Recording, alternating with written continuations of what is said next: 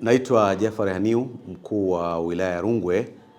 Napenda kutumia fursa hii kuwakaribisha Wanarungwe wote katika tamasha la utamaduni likijulikanalo kama Mpalano Festival. Tamasha hili linatarajiwa kufanyika tarehe 6 hadi 7 mwezi Julai mwaka 2026 katika fukwe za Matema katika wilaya ya Kyela. Kabla hujafika Kyela lazima upite Rungwe.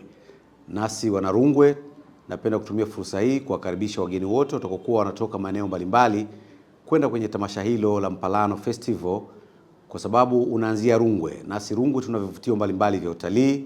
Unakutana kwanza na Ziwa Ngosi ambalo ni ziwa la pili barani Afrika kwa ukubwa kwa maziwa yatokanayo na milipuko ya volkano. Lakini pia tuna Mlima Rungwe kwa wale wanaopenda kuona mambo ya asili, kwa maana uoto wa asili, basi waweze pia kupanda Mlima Rungwe, waweze kujionea mandhari nzuri ambayo ipo pale Mlima Rungwe. Tunavyosema jiji la Mbeya ni Green City, basi chanzo chake ni kutoka katika wilaya ya Rungwe.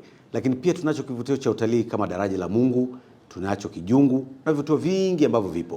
Kwa hiyo nitumie fursa hii kwanza kualika Wanarungwe wote kwa ujumla, lakini wageni wanaotoka maeneo mbalimbali kupita kutoka Mbeya mjini na maeneo mengine wanapoelekea katika tamasha hilo la Mpalano, basi wanaweza kutumia fursa hizo kwenda kujionea vivutio hivyo, lakini pia tuweze kuhudhuria kwa wingi katika tamasha hilo la Mpalano ambalo kama nilivyosema ni tarehe 6 hadi 7 mwezi Julai mwaka 2026 katika fuko zile za Matema kule wilayani Kyela. Karibuni sana.